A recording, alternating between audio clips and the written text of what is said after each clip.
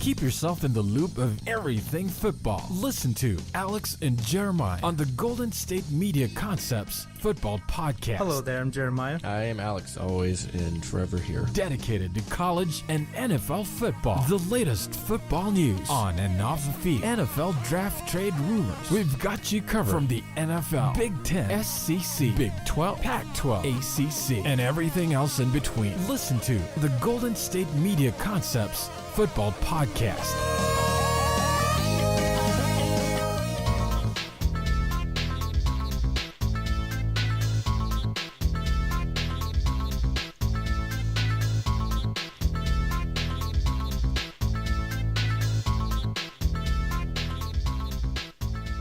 Thank you for tuning to the Golden State Media Concepts Football Podcast, where we discuss the latest news, rumors, and games of the NFL and college football, from the latest signings to just breakout stars and all of the news in between. As always, I'm Jeremiah. And as always, I'm Alex.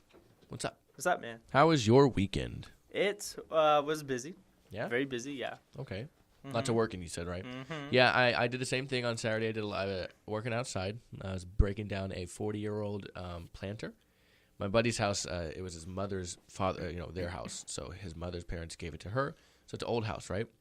And they've been renovating it. They've been painting it, all this different stuff. And there's this planter right outside the house, big, about maybe 2.5, 3 feet tall, decent size. And it's all brick. And the brick, it's like 40 years old. It was there when the house was built. So they want it down finally. The bricks have been loose for a while or kind of breaking, for a while. And they want to paint the house, and they need to take the plywood kind of like facing off of it anyways to replace it because it's kind of warped and stuff, especially under the brick. So my job while they painted in the back, which they've been doing for a while now, was to take a sledgehammer and destroy the bricks and then scoop out, to shovel out the dirt and put a lot of it in the back, and then we put a lot of it in the truck, and they took the truck with the dirt and the bricks to the junkyard. But yeah, it was I'm definitely sore. But I got the whole thing out of there. It looks great, I'm very proud of myself. But yeah, I'm very sore. My lower back is sore. So that was nice to wake up to yesterday. But otherwise, I had a good weekend. Yeah, okay. Washington State won, which we'll get into later. Okay, yeah, we will. The Steelers won. Yeah. It was a good football week. So lots of good, Jeremiah. Getting back, you were using a sledgehammer, so you're going Triple H. No, it was a tiny sledgehammer. Oh, okay, never mind. Yeah. I mean, never mind. It would have been counterproductive to use a big one because the way the dirt was, I dug it out, and then once it was lower than the bricks, I knocked the bricks out because I didn't want to knock the bricks out and just have the dirt go falling all over the ground because that would do me no good. Even though a lot of that dirt was packed in there for, again, like roughly 40 years, so some of it was practically cement anyways. But I realistically could have used a sledgehammer for some of the last ones and just laid into it. You go out Triple H on the bricks. Mm-hmm. Exactly. Do the one where you just hold it and like you just hold it like pokes that, at yeah. it? Yeah, I could have, but I didn't. Too bad. Yeah. I used like a tiny sledgehammer, handheld sledgehammer, not the big ones.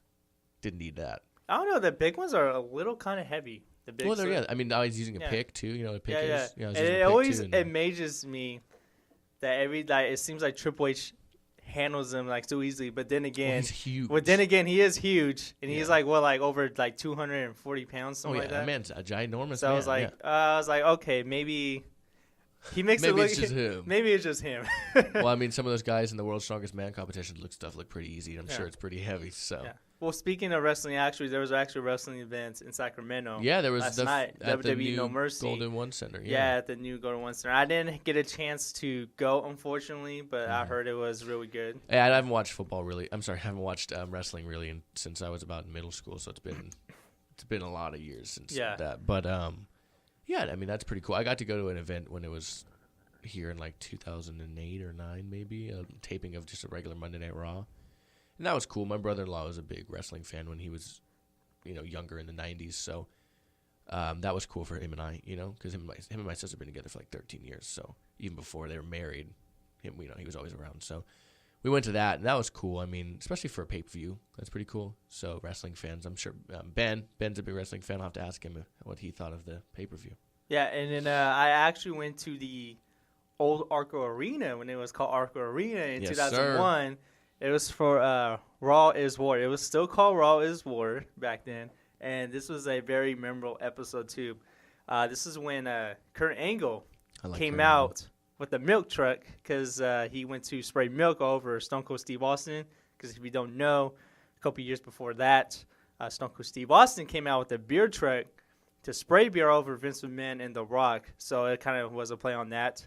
And that was really fun. That was probably every time I see that clip, I was like, I was there. That's pretty cool. I was there. But anyways, we got a lot of football to talk about. Yeah, today we're going to talk about the NFL slate from this weekend, and we'll preview the Monday night game at the end of the show. And we're also in between those two segments. We're going to talk some college football.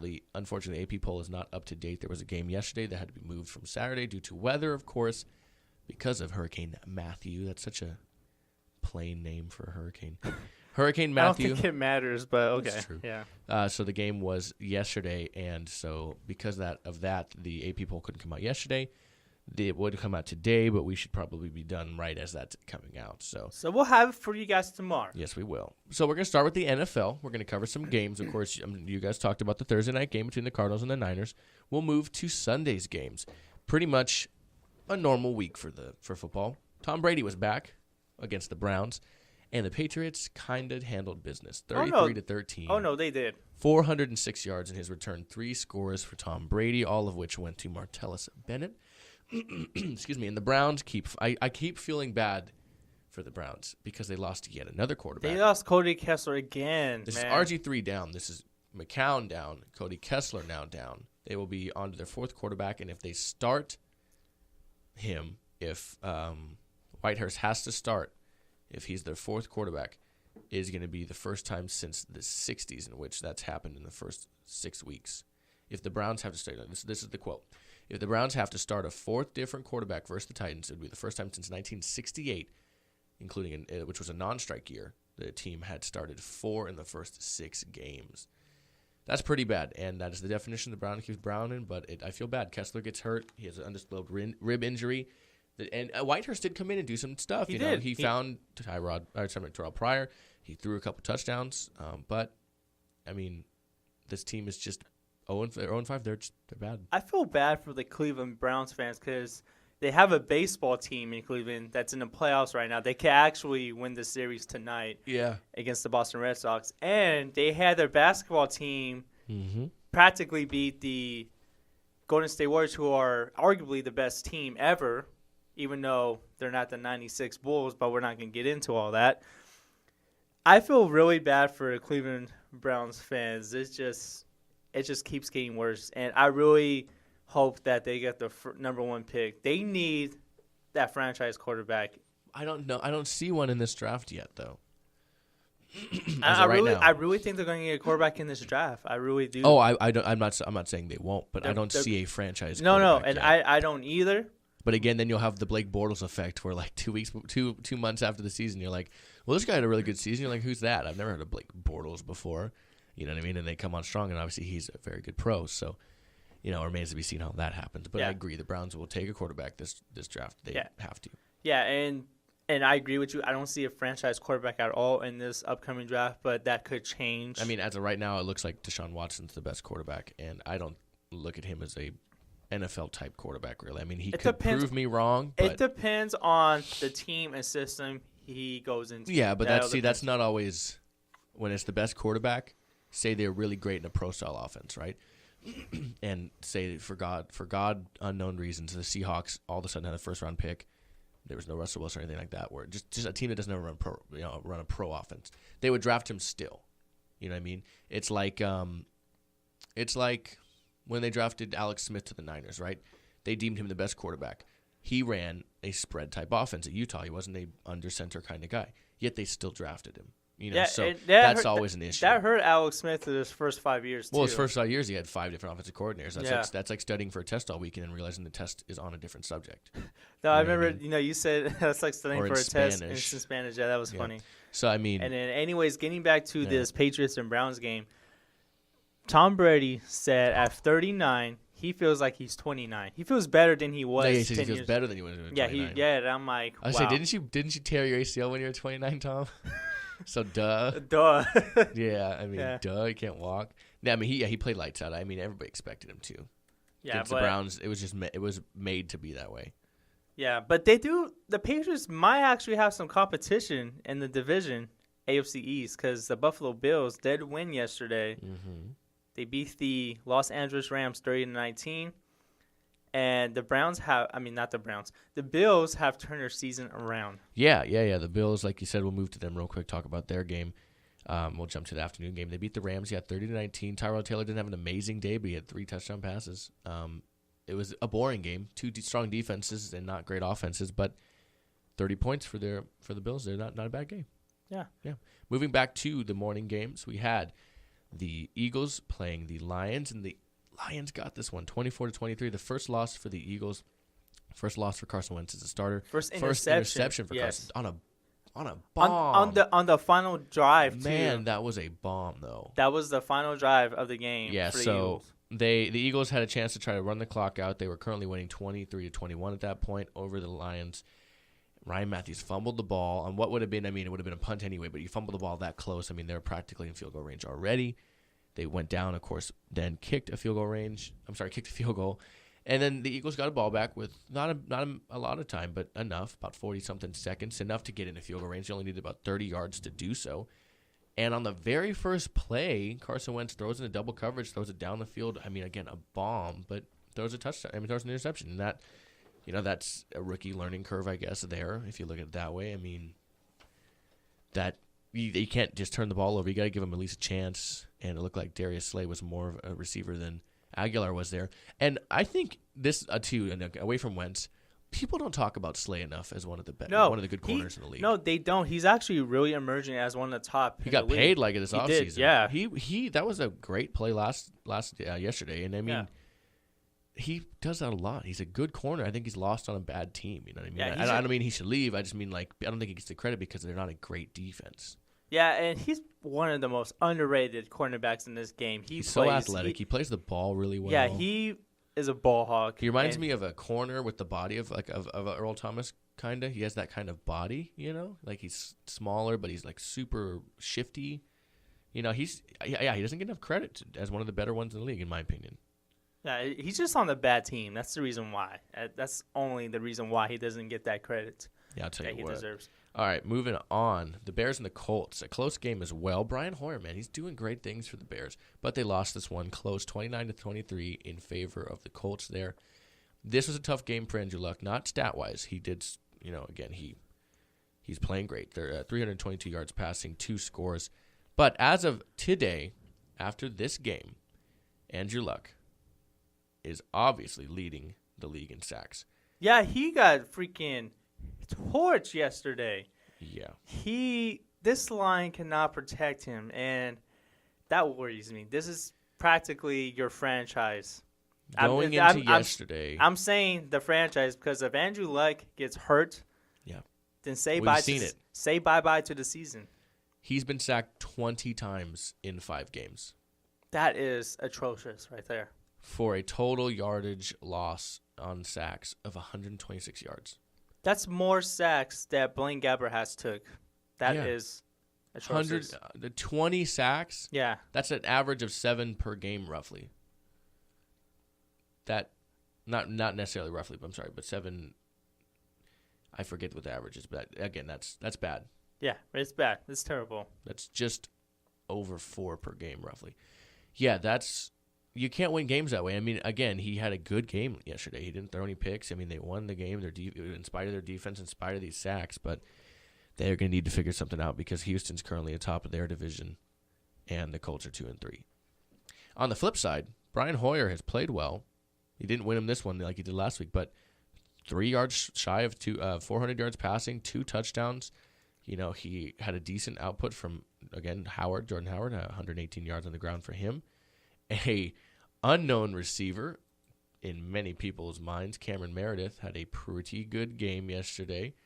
Yeah, if I do say so myself. He had 9 receptions, 130 yards, and a touchdown. Pretty good, if you ask me. Somebody I've never heard of before.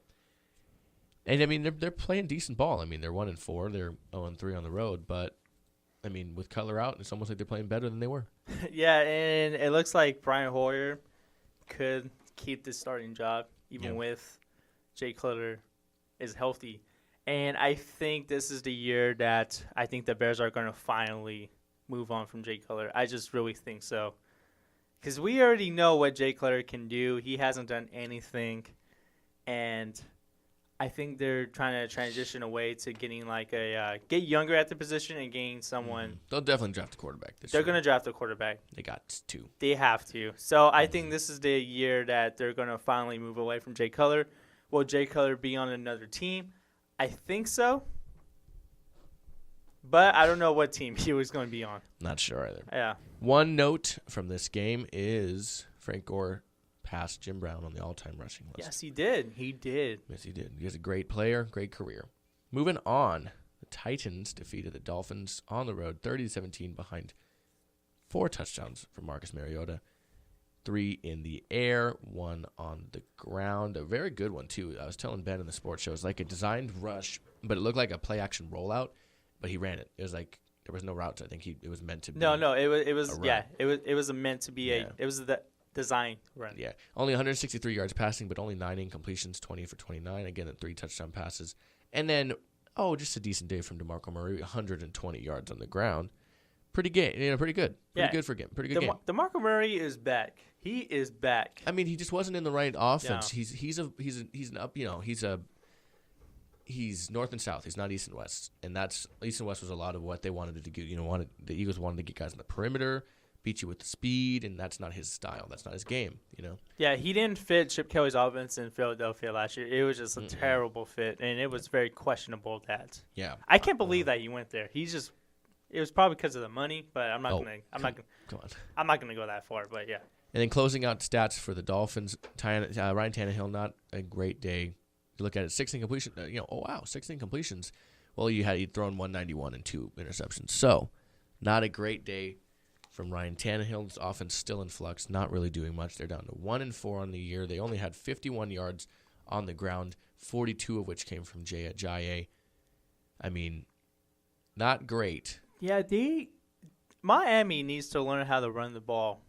Think of this, too. Devontae Parker, 2 receptions for 70, right? He had a long of 50. So without that one long, he had 1 for 20. And then Williams, the receiver, had 2 for 67, 1 for 58. Without that, he had about 1 for 11 yards almost. That's pretty bad. You know what I mean? Because without that, you had 28 yards receiving, 16 yards, 6, 4, and Jay Ajayi 1 target, no receptions. Because of 2 long passes. Otherwise, he's looking at barely 100 yards. Yeah.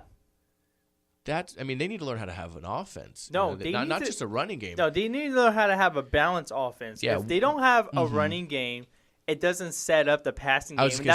That's what they don't have. Yeah, the lack of a running game really just like I said this when we talk about the Packers game. I'll mention it. But in terms of Ben was worried as a Packer fan that their secondary is depleted enough to where the Giants could take advantage. But the rush defense for the Packers is so good, they were stopping any kind of rush game the Giants had. And so it's like, okay, are you going to pass on us? Because we know you can't run it. So they defended it that way, I think the same kind of flip-flop. We know you can't run it, so try to beat us, Tannehill. We know you can't. You know what I mean? He doesn't have the skill for it so far. Or at least he hasn't shown that he can do it on his own. He doesn't have enough pieces around him. And, 191 and 2 picks, that's not going to get anything done. And, that record shows it, 1-4. That's not where you want to be, especially in that division. Yeah, especially at this time of the NFL season. I know it's only week 5, but yeah, that is a tough hole to climb out of. I'll tell you what. All right, moving on to the Ravens and the Redskins. The Redskins won this one on the road 16-10 in what was somewhat of a boring game. Both teams now 3-2 on the year. Kirk Cousins had a middle-of-the-pack day, 260-1 each, and then touchdown-interception ratio. It was a typical Kirk Cousins game. Yeah, typical Kirk Cousins game. Decent rushing, not much, 60 yards as a team. You need more than that, again, putting it all on him. They need to get Matt Jones more. They need to get him involved a lot more. Mm-hmm. He had 14 carries for 31 yards. He's not really getting much space. He had 2 receptions. Yeah, but they need to find ways to get him more involved because Matt Jones is really – I think he's a really talented running back. He has the potential to be. He has the potential to be one of the top running backs in the league, and they need to get him involved more. That's my only problem with this Redskins offense. Mm-hmm. And then the Ravens, they lost this one. It was a close one. 210 yards passing and 1 touchdown from Flacco. A attempt, but no completion for Justin Tucker there on a fake field goal. Terrence West led the way with 95 yards rushing, just shy of 100 there for 118 yards as a team. On 11 carries, and I want to point out that the Ravens actually fired offensive coordinator Mark Trestman this morning. Yes, they did. And I, like the Redskins, I really do think the Ravens need to use the running game more. We saw that what Terrence West can do. He had 95 yards on 11 carries. It's pretty good. So imagine if we would have had 20. They need to give him the rock more, man. And they look at the passing game. Flacco spread the ball around to 9 different receivers. Mike Wallace, the leading receiver, there was 63 yards on 7 receptions. Crockett Gilmore had the touchdown for the team. Other than that, they had a field goal. They didn't get much offense production much at all yesterday. So that's something they got to get going. This isn't the Ravens of the past. The defense isn't as good, and their offense definitely has been struggling, as we saw with the firing of Trestman this morning. All right, moving to the Vikings hosting the Texans, and this was quite dominant. Yes. They had 2 touchdown passes from Sam Bradford, a 79-yard punt return. The Texans got a touchdown later in the game. Otherwise, it was 31-6 for a majority of this game. At halftime, it was 24-6.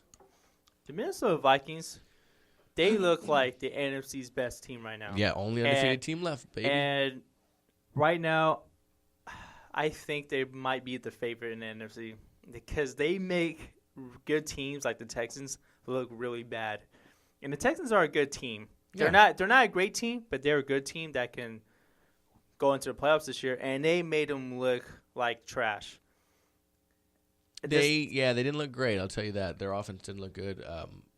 Osweiler did not look good. No, he did not look good at all. This was Osweiler's worst game of the season. And this Vikings team is just phenomenal what they do.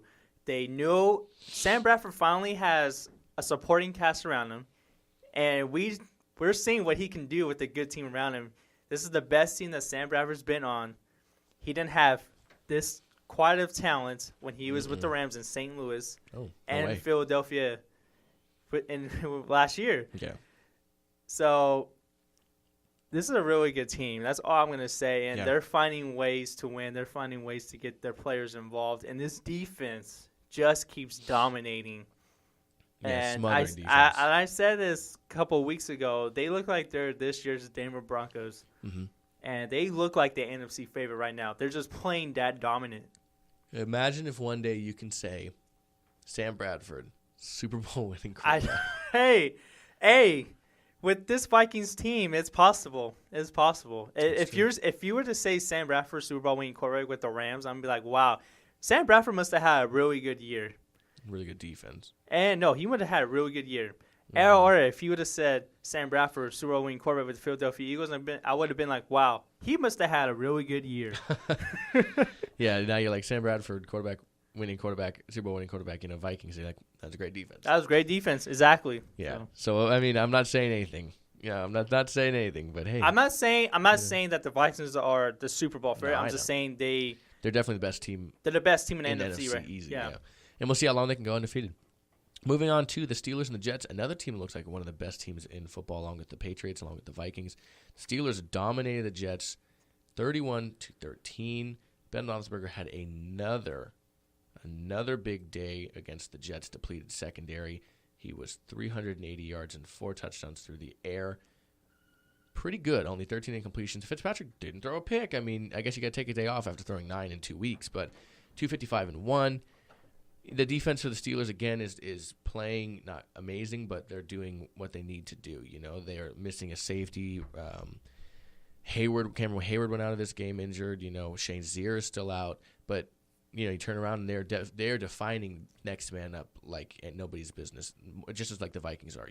Vince Williams, Shane Zier's backup, last week led the team in tackles, 10 tackles, solo tackles, or at least total tackles, 2 sacks or 1 sack, whatever it was. Today, or yesterday, led the team 9 total tackles, 8 solo tackles. He had a sack and 3 tackles for loss. That's just the definition of next man up. Sammy Coates, another guy, Martavis Bryant, not playing this year, obviously. Eli Rogers hurt. Marcus Wheaton was hurt getting into the year. Next man up, Sammy Coates. 6 receptions for 139 yards and 2 touchdowns with a long first touchdown to open the game of 72 yards. Dude could have had 3 touchdowns and, like you said earlier, 10 receptions. You know, he is very boom or bust. He drops the ball a lot. But he had a good game. Le'Veon Bell, 88 yards receiving. Add that to 66 yards on the ground. Another 100-yard plus from scrimmage performance from him. D'Angelo Williams was personifying next man up when he was out, you know. Antonio Brown had an Antonio Brown-type day. 9 receptions, 78 yards. One touchdown. Jesse James, you know, with the Outlaw. Man, the Outlaw. I told you that, yeah. With Heath Miller retiring and then not having Ladarius Green yet, Jesse James has stepped up 6 for 43 and a touchdown, you know. They're just really doing what they need to do to win games.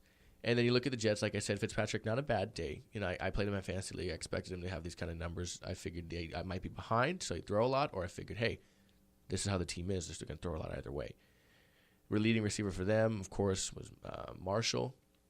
Decker was out this week. 114 yards for him, a touchdown that was almost an interception for Fitzpatrick. It was right in the hands of Ross Cockrell, who's corner for the Steelers. It kind of bounced in the air, and then, you know, Marshall did Marshall things and plucked it. But, you know, their secondary, again, it's just non-existent sometimes. You know, they gave up a lot of long plays, whether it was the 72-yarder to Coates or, you know, dink and dunk, catch and runs.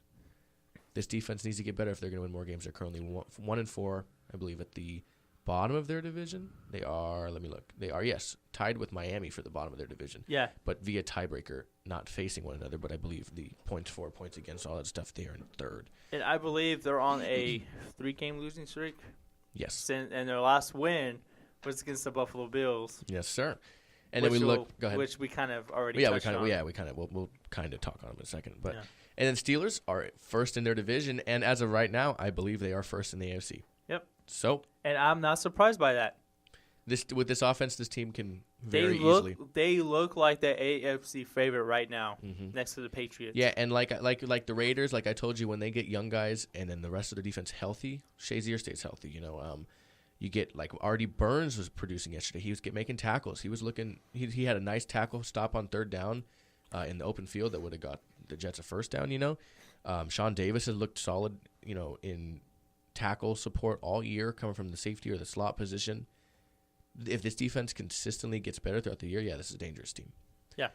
All right, moving to the Falcons and the Broncos. Now, again, we mentioned the Vikings are the only undefeated team in the league. That's because the Broncos lost 23-16 to the Falcons. Paxton Lynch's first start wasn't perfect by any stretch of the imagination, 223-1, but he did throw a pick, took 6 sacks, very much a rookie start for the quarterback. Matt Ryan, on the other hand, 267-1.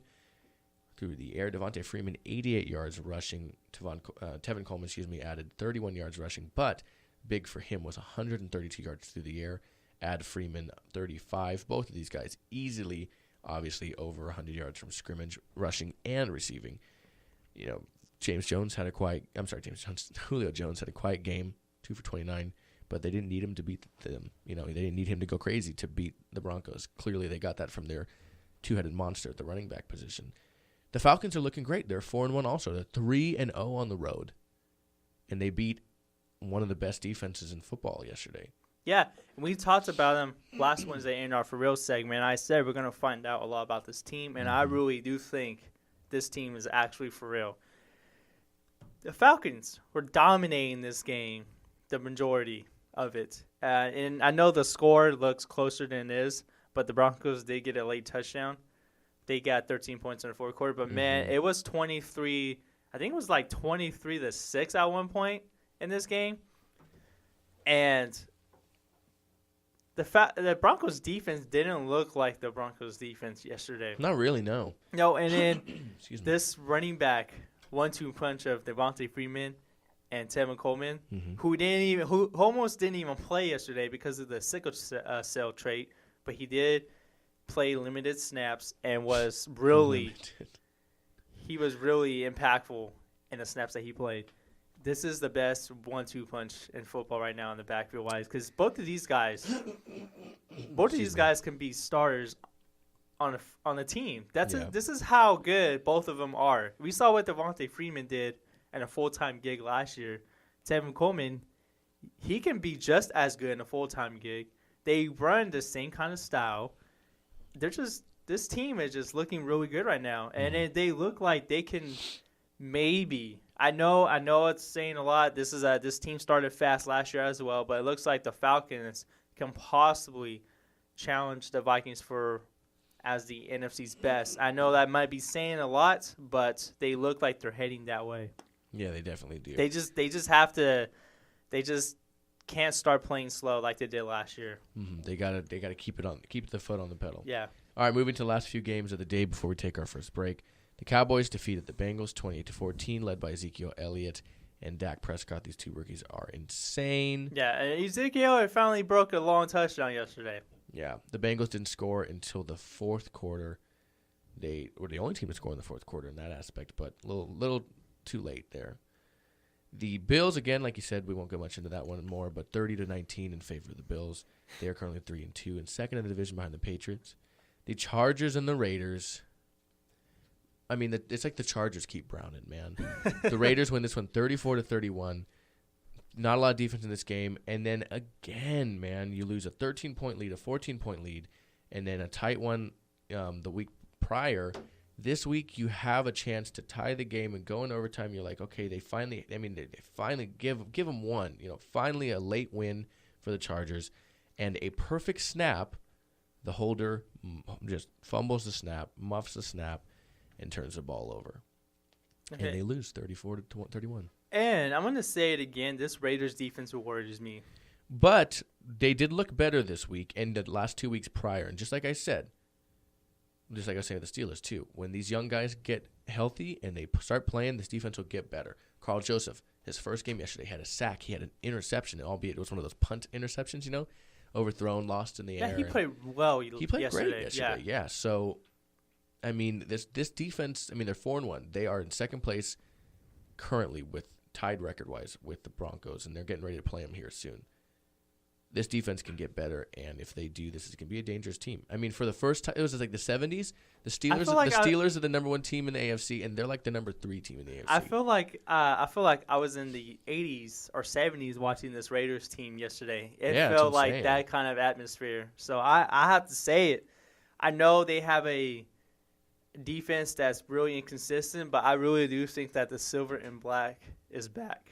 All right, I like that. It's a good phrase. Yeah. All right, and then ending the week in terms of the Sunday games, last night was a relatively boring game, in my opinion. The Packers defeating the Giants 23-16. This was a kind of interesting game. Neither of these teams really wanted to convert on third down. 9 for 19 and 4 for 14 or 4 for 13 for the Giants in terms of third down, conversion rate there.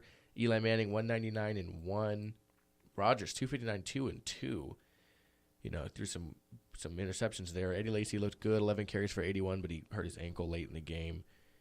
Not a lot of rushing from the Giants, 43 yards as a team, 22 from Bobby Rainey. Darkwood did not rush well, 7 for 11. I mean, they had a reception touchdown from Odell Beckham Jr., but it wasn't until late.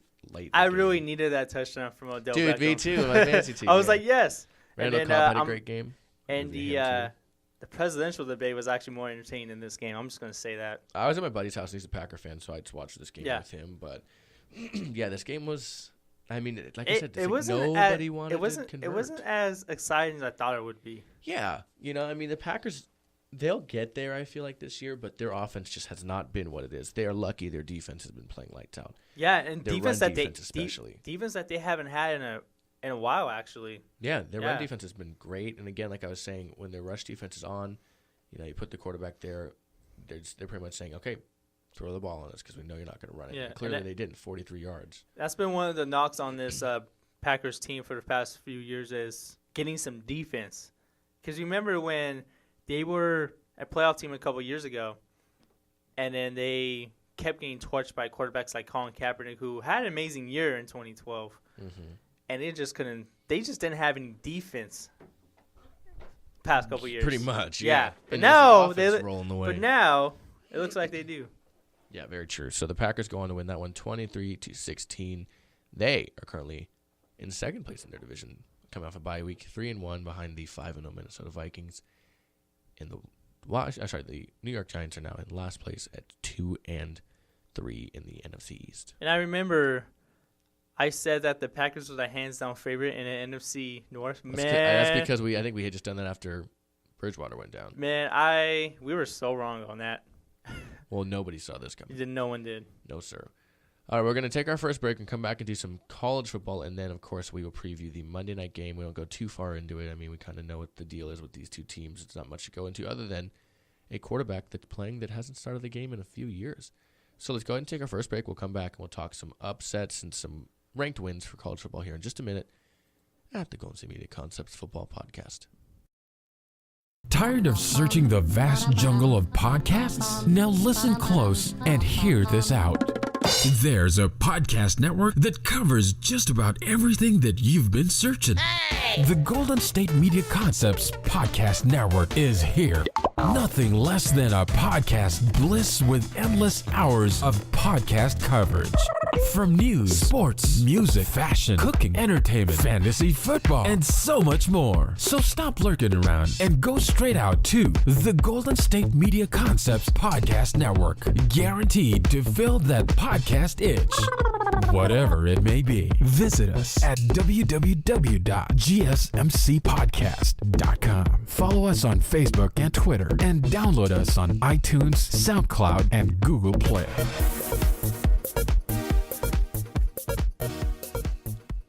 And welcome back to the Golden State Media Concepts Football Podcast. Let's move into some college football. It was a big week. Let's start with the first game of the week, Clemson defeating Boston College 56-10, as everyone expected them to do.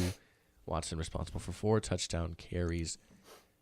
4 touchdowns as Clemson carries Clemson over Boston College. Pretty good game from him. Boise State winning as they should over New Mexico, the 19th ranked team of the Mountain West, 49-21. Alabama winning closer than some people thought the game would be, 49-30 over number 16 ranked Arkansas. Indiana losing to Ohio State again, as everybody assumed, 38-17. Now, the next game here, people assumed this to be a win, Michigan over Rutgers. I don't think anybody assumed this. Okay, Rutgers didn't even have a first down until late in the fourth quarter. That's just how. Let's set you up, okay? This is how dominant of a game for Michigan it was. 78-0. Yeah. They scored 14 in the first, 29 in the second, 14 in the third, and 21 in the fourth. That is insane. Yeah. 78-0. And weirdly enough, the next game is only 8 points lower. Washington, number 5 Washington, becomes the second team from the state after last week Washington State defeating Oregon. To defeat Oregon in back-to-back weeks. Number 5 Washington defeated Oregon 70-21 behind 8 total touchdowns. Jake Browning responsible for those. Pretty good. Yeah. Jake Browning looks like he is emerging as one of the top college quarterbacks in college. And I think we might have a for real candidate on Wednesday. I think we might talk about him on Wednesday, guys. And, man, this Oregon program has not looked the same since Chip Kelly has left. It is not the same at all. And Washington looks like it's the class of the Pac-12 right about now, because we saw what they did to Stanford, and we saw how Stanford was dismantled by Washington State as well. Yeah, we'll get into that in a minute. And I know you love that. Yeah. So Stanford, they look like they weren't as for real as we thought they were. And then Washington looks like they're on the cusp of a playoff berth right now. Right there. Because remember, Michigan and Ohio State have to play each other. Yes, sir. And if Washington can keep winning, there we go. There you go. All right, moving to a team, and I'm sorry, hold your tears back, Jeremiah, a team that was right in that same conversation. Houston, number 6 Houston, loses to Navy 46-40. The big difference in this game, at halftime it was 20-20, was the third quarter. Houston only scoring 7 to Navy's 21 points behind their triple option super run offense that Navy has deployed for so many years. I mean, if it's any moral win, they held them to 5 points in the fourth. And they staged a furious comeback, but it was not enough. And they're lost 46-40, and that all but seals the possibility and almost certainty that they will no longer be in the running for the college football playoff. Yeah, their playoff hopes are pretty much done now, no matter what they do against Louisville. And the big story in this game was turnovers. Houston had 3. Navy had 0. Greg Ward threw 2 interceptions, and then they also lost a fumble. So turnovers were key in this game for Houston, and they're still going to be ranked, but This can be very far down. but But playoff hopes are done. yes, sir. Playoff hopes are done. Moving to a good matchup between the 9 and the 8, Tennessee and Texas A&M, 45-38 in favor of Texas A&M, which was an overtime thriller. As a matter of fact, Texas A&M comes out on top. Very good game, if you ask me. Yeah, and this was a typical Tennessee game again, and we talked about this on the show Friday. Tennessee seems to always get down late in the fourth quarter, and they did it again. They tied They it got up. down late immediately. Yeah, they got tied down it up. immediately. Excuse me. They tied it up at 35, Mm-hmm. and then they look like they're about to have that regular Tennessee come from behind win, and we said that if they do that against this Texas A&M team, they weren't going to have no chance of winning, and it looks like that came true. They had a shot at winning, but Texas A&M was just a plain better team in this game, and we knew that was going to backfire on Tennessee eventually. You can't win games like that, falling behind and expecting to win it. You just can't do it. Man, Texas A&M, this is what they're made for. They're still 6-0, 4-0 within the SEC. That's what you Yeah, gotta and they do. look like they might challenge Alabama. They'll be up there for the championship, Yeah. the SEC championship game if they can keep this up. Moving to a 23-10 matchup within the state of Florida. Florida State defeats Miami, the U, 20-19 in what is a wacky finish in college as much as the Chargers game was. FSU blocked the game-tying PAT late in the game. Miami was going to tie it, possibly force it to overtime, and FSU blocked the kick. And this was a huge win for Florida State as well. That's an early rivalry game, isn't it? But this was a huge win for Florida State, because Florida State got dismantled by Louisville earlier in the season, and we thought maybe this team is not as good as we thought they were, but they look like they're kind of back in a way. And this is a huge. And I mean, Miami, they won't be a huge, highly ranked team, no. But in Miami, we kind of didn't know if this team was for real or not because of who they played so far this season. But this was a really good win for Florida State. Yeah, and I think Florida State is a better team than Miami, despite and the I rankings currently. I think did that too. loss really dropped them down. Yeah, I did too. Yeah, but, I mean, this is everything that everybody wanted out of this game, so that was good. Moving to the game of my week, Washington State defeating Stanford 42-16. This was definitely a air out your skeletons in your closet game. Washington State had Stanford beat last year on Halloween, and they missed a field goal from 20-something yards out. And I always say it's so hard to kick those closer field goals because the angles are so hard in college football. But this was definitely a, burn some demons kind of game. Washington State dismantled them almost in a sense, scoring every single quarter, 7-7, 14, and 14 against Stanford. McCaffrey ended up leaving the game at points, being injured, did not really have much of a game whatsoever. They sacked him a lot, the quarterback for Stanford. They got in his face. River Craycraft had a great game, a receiver that normally has very ups and downs. Luke Falk, 357, and 4. It was just a good game from a good team. McCaffrey, again, 35 yards on the ground. He had 1 catch for 5 yards. His return game wasn't much of anything, really. Let me see if we have his yards here. Yeah, he had 3 for 43. No punt returns listed. He got hurt. He didn't really come back in the game. And then, Washington State did what they always do. They spread the ball around to almost double-digit receivers. The rushing yardage, again, 101, 2 touchdowns on the ground, a revitalization for the program, 6 a week or so ago.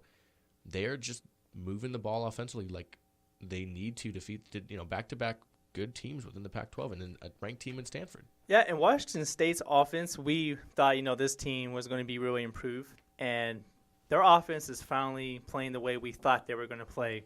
And Washington State is 2-0 in the Pac-12. Yep. So, and they're 3-2 currently, and I'll look if you want to keep talking. I'll see who they play next. So maybe they can challenge Washington for the top of the Pac-12. Well, and they will play at the end of the year. They play the Apple Cup, and they have UCLA next. That's going to be at home too at Martin Stadium. So and Josh Rosen actually got hurt this weekend for UCLA. This game is going. They're not the UCLA that was ranked. They're not the powerhouse that people thought they were going to be this year. That should be a good game too. I mean, Washington State in the next few weeks, UCLA, ASU, Oregon State, Arizona. Those are games they can win, hands down. So it'd be interesting to keep an eye on them. They ended the year ranked last year. Yeah, and I wouldn't be surprised if Washington State enters the rankings this week, but it probably won't happen. No, I think if they keep up if they keep winning games, I think they can sneak into that because they finished the year at 22 or something, 21, 24, something like that. I could see it happening again. But, man, what has happened to Stanford? That's all I got to say. Yeah, where's McCaffrey been? Yeah. What has happened to this team? Remember, defense isn't playing heavy anymore. We thought this was a playoff team, and I kept saying, what does Stanford have to do to move up in the rankings? Well, it looks like they were frauds this whole time. And that's a little tough thing to say. I know it's kind of harsh, but they just haven't got anything going on offense against Washington. Even week Washington one, State. They looked kind of funky. They did. Against Kansas State. Yeah. They did. They didn't. They just haven't got it together. And they probably look like they're going to drop off from the top 25. Probably, yeah. All right, let's just close out the rest of these. And the team that was currently 25th, that probably might move up a little bit, seeing as teams are going to drop and fall. Virginia Tech with a big win over 17th-ranked North Carolina, 34-3. The LSU-Florida game was postponed due to Hurricane Matthew. Texas and Oklahoma. Oklahoma wins this one 45-40. And USC defeats Colorado. Yes. 21-17. Colorado's probably dropping completely out of the rankings this week. And then Arizona loses to Utah at home for the Utah Utes. 36-23. That Pac-12 team will be staying in the top 25. So a lot to be moved, a lot to be shifted, a lot to be changed in the AP poll this week. But, of course, we'll have that for you tomorrow. Fortunately, it was not out yesterday. It'll be out literally as the show has ended. We'll come back. We're going to preview the Monday night game real quick, and we're going to get out of here. So we'll take that last break. We're back at the Golden State Media Concepts Football Podcast. Are you looking for help for your fantasy football team? Check out the GSMC Fantasy Football Podcast. Get today's best advice on who to start, who to sit, even who you should draft. From sleeper picks to red-hot lineups, they got it all covered for you. That's gsmcpodcast.com/fantasy-football-podcast. We'll cover traditional leagues, dynasty, PPR, even IDP leagues. When you need fantasy help, there's just one show to hit up. Don't forget to like them on Facebook and follow them on Twitter. Visit gsmcpodcast.com for more info.